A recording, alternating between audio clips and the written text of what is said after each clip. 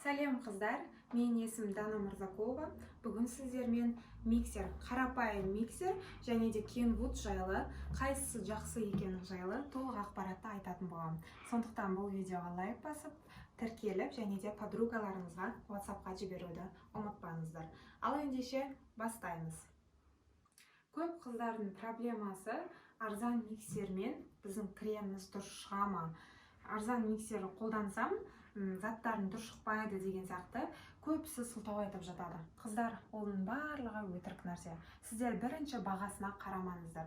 Мысалы, мынау миксердің бағасы 5,5 теңге. Бірақ мен дәл осымен де креметте, сливки дегендерді жақсылап жасап шығара аламын. Главное, сіздер техникасын және де миксердің вольтын білсеңіздер болғаны. Ол үшін қараңыздар. Бірден бағасына қарамаңыздар. Коробкаға қараған кезде мына жағында вольт деп жазылып тұрады. Қараңыздар. Вольт деп тұр. Мынау миксердің күш қуаты 1200 вольт. Яғни сіздерде ең кем дегенде 400-500 болуы қажет. 1000-нан жоғары 1000-2000 вольт болатын болса, сіздерге вообще кремдеріңізге уақыт жағынан да сіздерге экономдайтын болады, и кремдеріңіз де сіздердің жақсы шығатын болады. Және де алған кезде міндетті түрде мына жағы қалыңдауын алыңыздар. Міне, міндетті түрде қалың болуы қажет. Жіңішке болатын болса, оның өзі кәдімгідей уақытты алады. Миксерде ең бастысы осы, вольтына қараңыздар. Сіздер ойлайсыздар, ой, все, бағасы 20 000 теңге тұрса, все, менде крем жақсы шығады деген сияқты. Маған мастер-классқа көп қыздар келгендіктен, мен әрқайсысының проблемалардың барлығын білемін.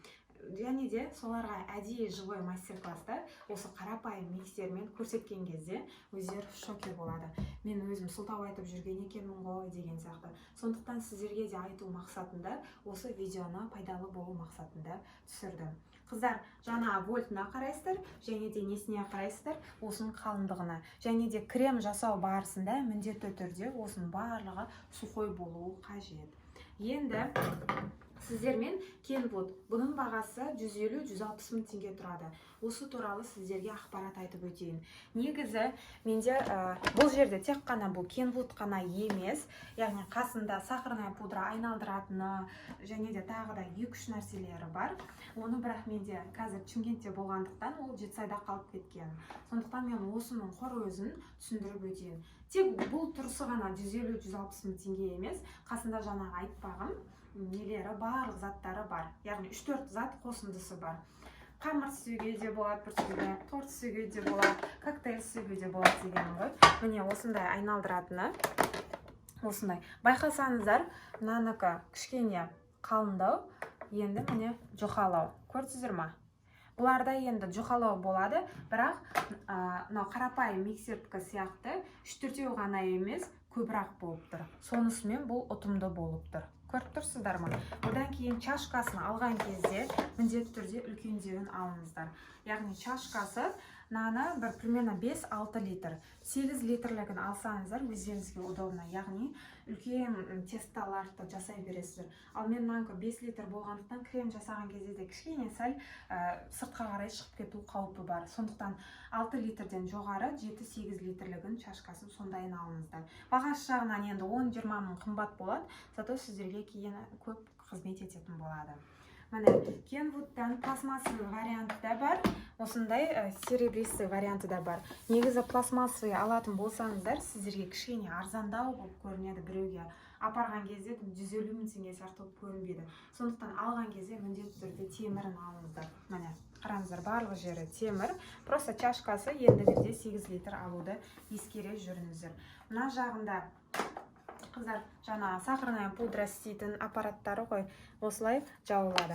Бұның бір минусы, бір затын жоғалтып алатын болсаңыздар, сіздерде барлық нәрсе істемей қалады. Мысалы, мен қақпағын жоғалтып алатын болсам, мына жақтағы нәрсе, бір-екі заттар уже істелінбей қалады. Сондықтан ішіндегі аппараты, мыналардың барлығын жоғалтып алмауға тырысыңыздар. Міндетті түрде. Былай қарасаңыздар, қараңыздар, 150 мың теңгелік миксермен де мен кремін жасай аламын, және де қарапайым 5,5 теңгелік миксермен де кремін жасай аламын. Главное, сіздер техникасын және де вольтын білсеңіздер болғаны. Міне, не заттар бар екен, сіздерге барлығы мұнда жазылып болған. Қараңыздар, міне. коктейль істегенге міне осы аппараттардың барлығы 150 000 теңгенің ішіне кіреді. Бұларды просто көрсетейін десем жетісайда болып қалды. Ал видео пайдалы болды деп ойлаймын. Сіздерге міне тағы да спатула, крем жаққанға осыны да айтып өтейін. Шпательдер, спатулалар. Осыны алған кезде қараңыздар, мынандай бұдан да қатты пластмассы варианттары бар, оны алмай-ақ қойыңыздар. Бірден ең мықтысын, қаттырағын алыңыздар. Мынау мысалы қатты, бағасы 800 теңге ма тұрады. Осында қаттысын алыңыздар, пластмасс алғанша, зато сіздерге ұзақ қызмет етеді. Одан кейін спатулалар, торттың шетін тегістегенге міне осындай темір варианты дұрыс. Барлық нәрседен пластмасс емес темір вариантын алатын болсаңыздар, өздеріңізге ұзақ қызмет етеді. Қыздар, видео пайдалы болды деп ойлаймын. Баршаларыңызға сәттілік тілеймін. Енді қандай видео күтесіздер, соны төмендегі видеоның астына қалдырып өтіңіздер, және де лайк басуды міндетті түрде ұмытпаңыздар. Каналға тіркеліп, колокольчикті басып қойыңыз. Сол кезде менің видеоларым сізге бірінші шығатын болады. Сәттілік!